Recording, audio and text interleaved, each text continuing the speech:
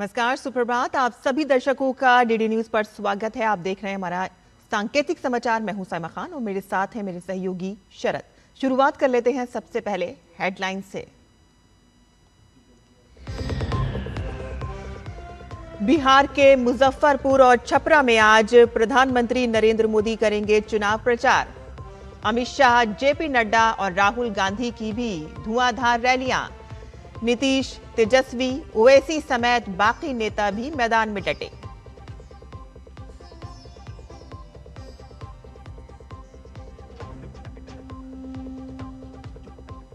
प्रधानमंत्री नरेंद्र मोदी आज से 2 दिन के गुजरात दौरे पर। केवड़िया के एकता नगर में 1140 करोड़ रुपए से अधिक की विकास परियोजनाओं की करेंगे शुरुआत।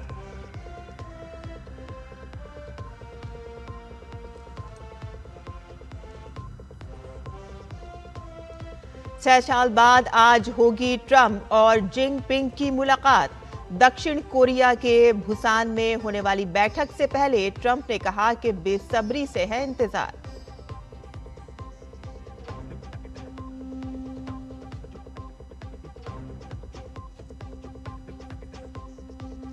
अमेरिकी फेड रिजर्व ने साल में दूसरी बार घटाई ब्याज दर। 25 बेसिस पॉइंट कम होने पर सोने से लेकर शेयर मार्केट तक दिख सकता है असर।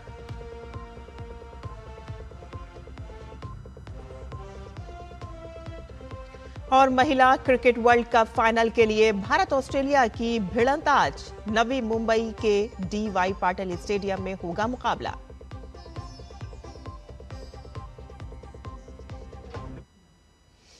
समाचार विस्तार से।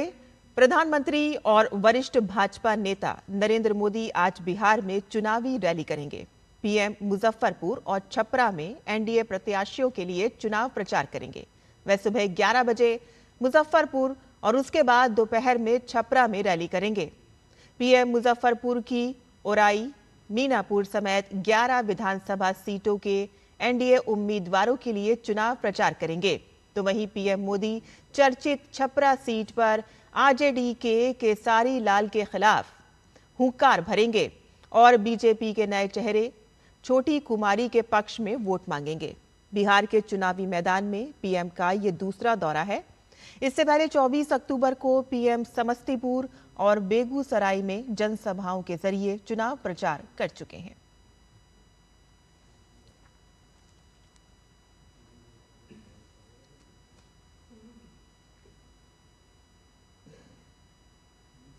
बिहार के नालंदा में आज चुनावी पारा बेहद गर्म रहेगा।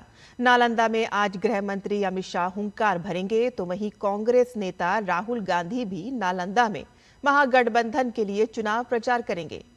भाजपा अध्यक्ष जेपी नड्डा भी नालंदा जिले के नगर नौसा में जनसभाओं को संबोधित करेंगे। नालंदा के हिल्सा में गृह मंत्री अमित शाह एनडीए प्रत्याशियों के लिए वोट मांगेंगे। और इसके अलावा आज बिहार में अमित शाह की 3 और जनसभाएं हैं। अमित शाह आज लखीसराय से अपना चुनावी अभियान शुरू करेंगे और उसके बाद मुंगेर के तारापुर में उनकी जनसभा होगी। और इसके अलावा अमित शाह पटना के पालीगंज में भी धुआंधार प्रचार करेंगे। बिहार में महागठबंधन की तरफ से बैक टू बैक चुनाव प्रचार के लिए रैलियां की जा रही हैं। कांग्रेस नेता राहुल गांधी आज नालंदा और शेखपुरा में 2 रैलियों को संबोधित करेंगे। तो वहीं आरजेडी नेता तेजस्वी यादव मधेपुरा में, बिहारीगंज और आलमनगर में जनसभा करेंगे। और इसके अलावा तेजस्वी यादव दरभंगा में, गौराबोराम और मुजफ्फरपुर के गायघाट, बैंचाहा, मीनापुर, कुड़नी और कांटी में एक के बाद एक रैलियों को संबोधित करेंगे। एआईएमआईएम के अध्यक्ष असदुद्दीन ओवैसी भी चुनाव प्रचार में जुटे हुए हैं। ओवैसी की आज कटिहार, पूर्णिया और किशनगंज में रैलियां होंगी।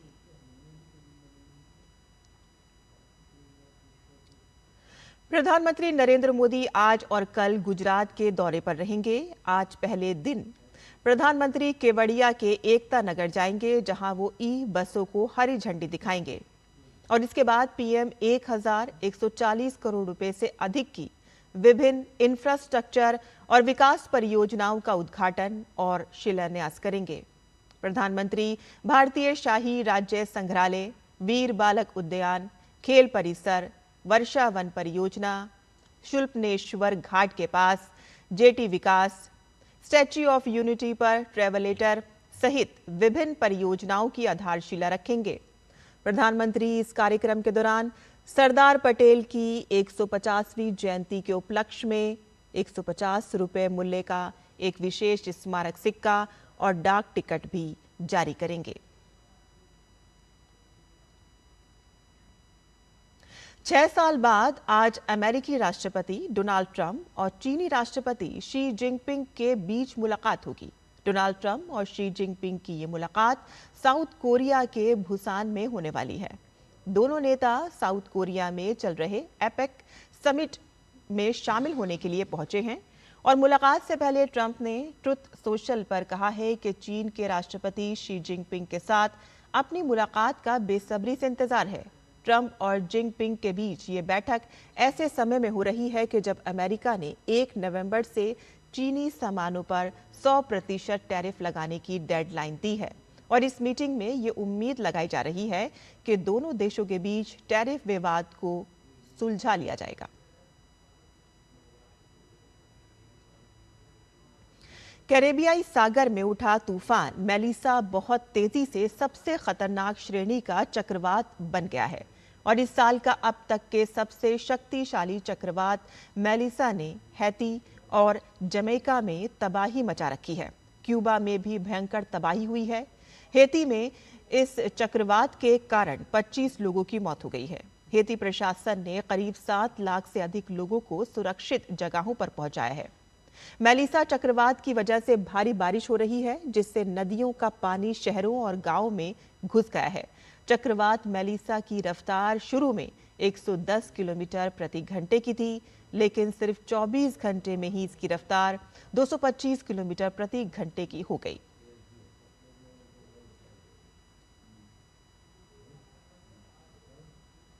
अमेरिका के central bank US federal reserve ब्याज दरों में 0.25% यानी कि 25 बेसिस पॉइंट की कटौती की है और इस कटौती के बाद ब्याज दरें घटकर 3.75% से 4.0% के दायरे में रह गई हैं। रेट कटौती के बाद अब अमेरिका में बैंकों के लिए कर्ज लेना पहले से सस्ता हो गया है।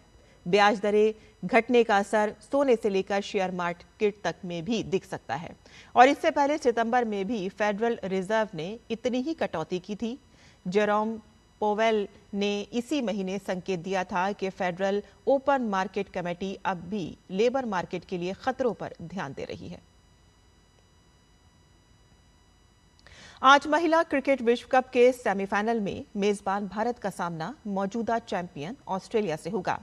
भारतीय टीम ने आज तक कभी विश्व कप नहीं जीता है, वहीं ऑस्ट्रेलिया 7 बार की चैंपियन है और इस मैच की विजेता का सामना फाइनल में दक्षिण अफ्रीका से होगा।